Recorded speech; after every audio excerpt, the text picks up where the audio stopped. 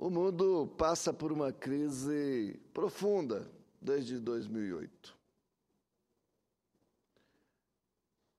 Os grandes países do mundo, os países do G7,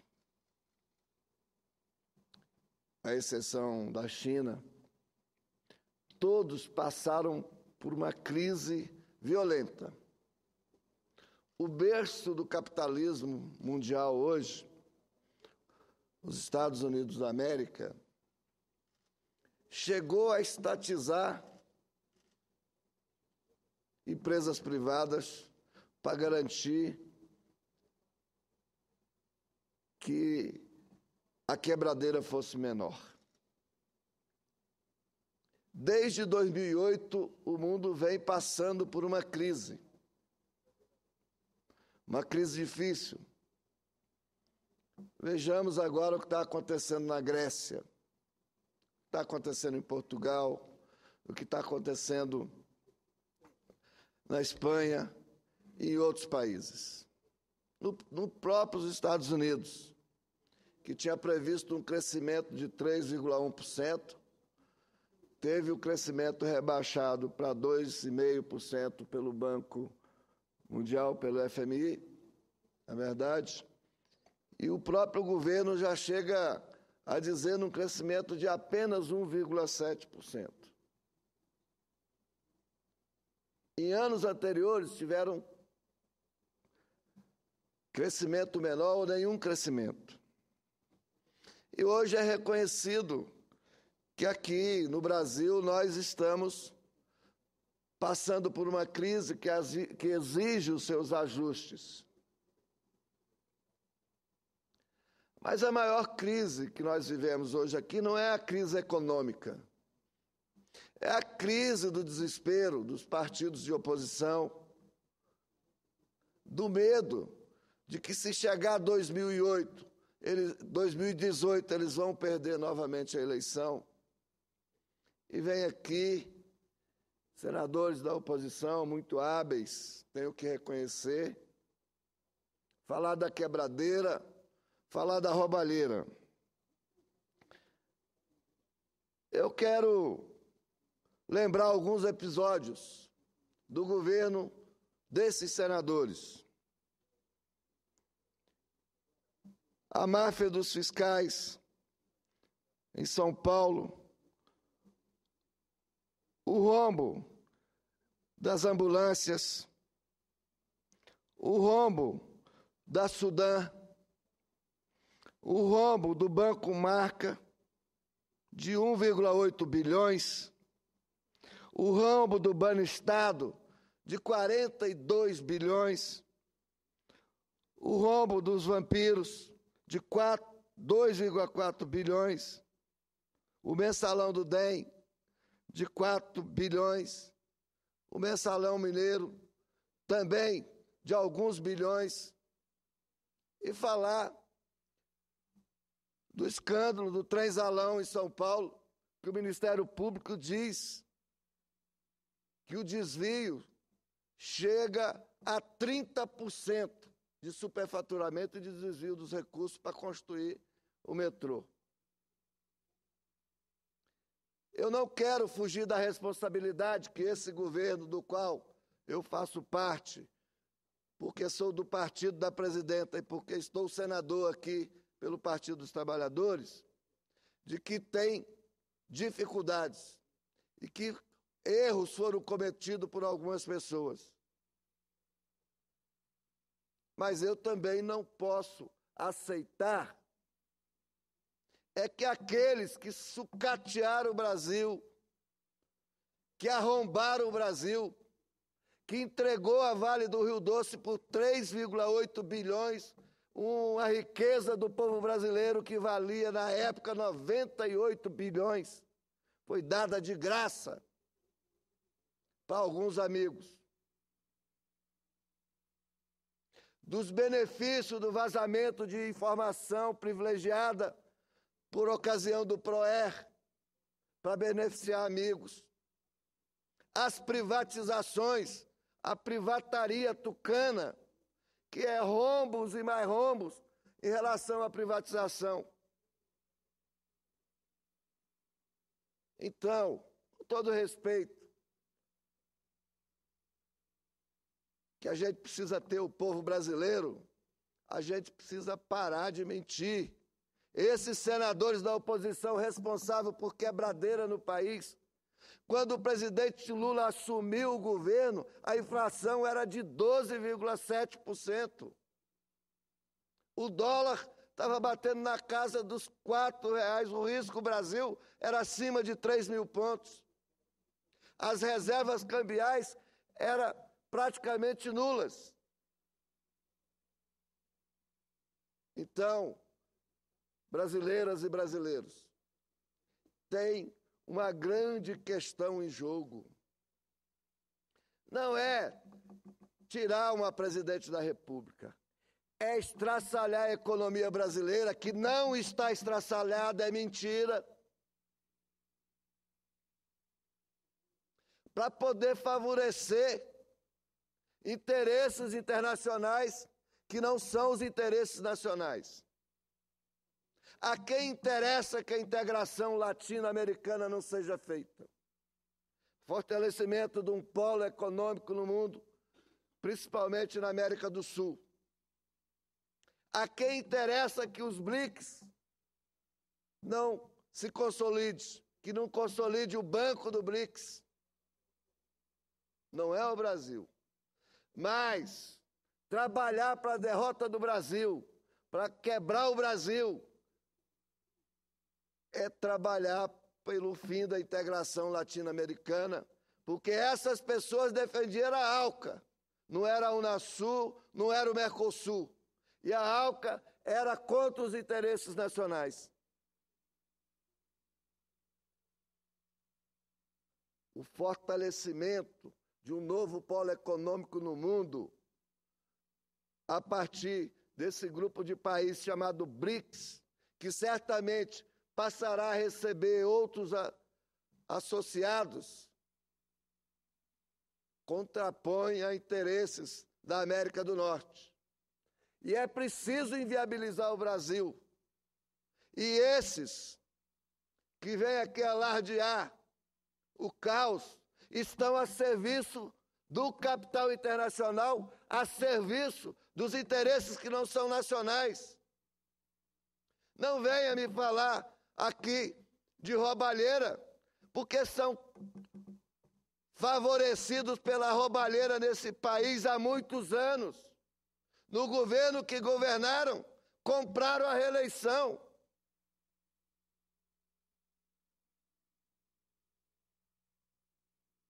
Mas hoje acusam, mentem em muitos aspectos. Mas eu quero, senador José Medeiros, terminar minha fala com um breve texto que está aqui. Quando eu vejo os senadores da oposição falando aqui sobre a crise e pregando o pessimismo, fico a pensar que a oposição brasileira precisa ouvir as vozes que vêm do exterior, dos mecanismos internacionais, do próprio presidente da América do Norte, para perder, como diria o dramaturgo Nelson Rodrigues, o complexo de vira-lata. Nesta semana, a visita da presidenta Dilma aos Estados Unidos, quando um instrumento da comunicação, um veículo de comunicação tentava reduzir o Brasil a uma potência regional, o presidente Barack Obama disse textualmente que o Brasil não é uma potência regional, ele é uma potência mundial, global e importante para a correlação de forças no mundo. Importante para viabilizar grandes tarefas que a humanidade tem para resolver nesse processo com relação ao combate à degradação ambiental, a melhoria das condições climáticas.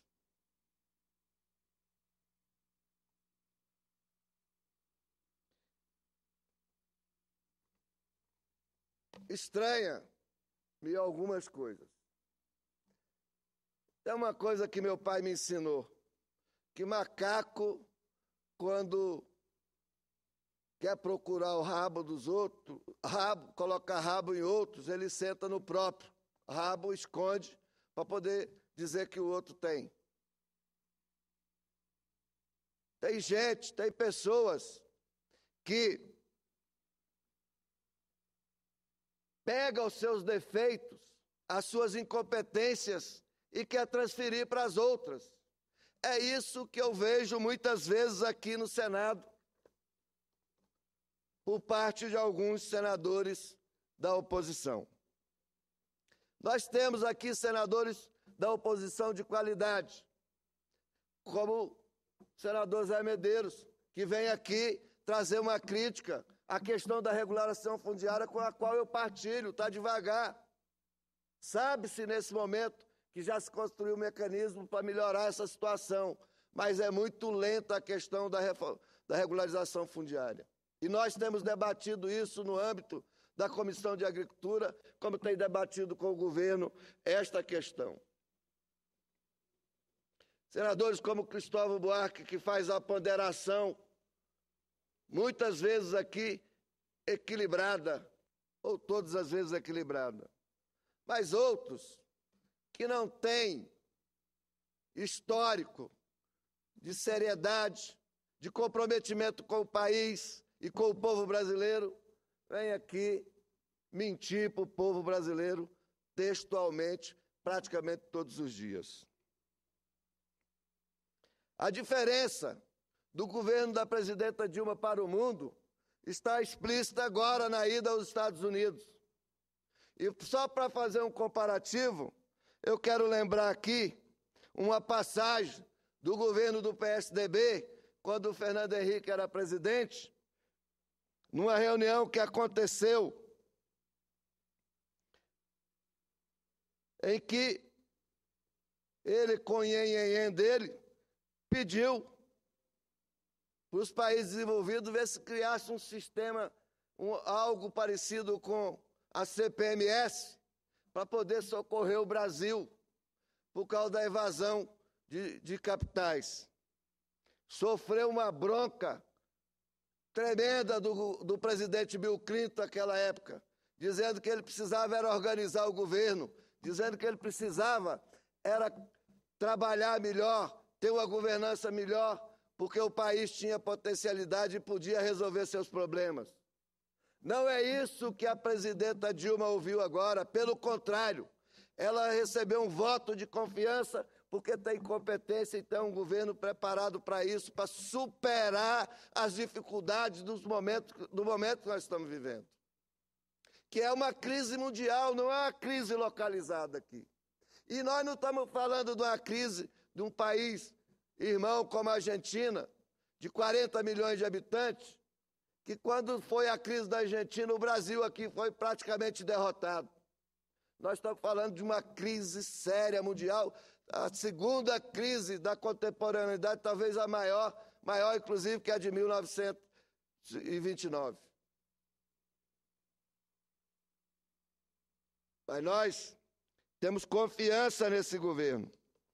Um governo que vem dialogando com a sociedade, ao contrário.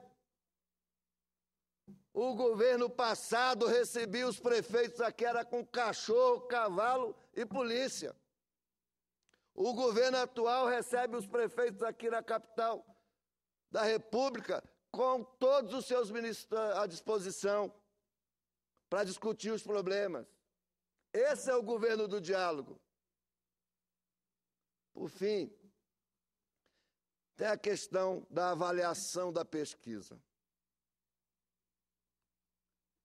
Desde que o mundo é mundo, às vezes o povo é iludido e levado ao engano. Não foi assim entre Barrabás e Jesus Cristo?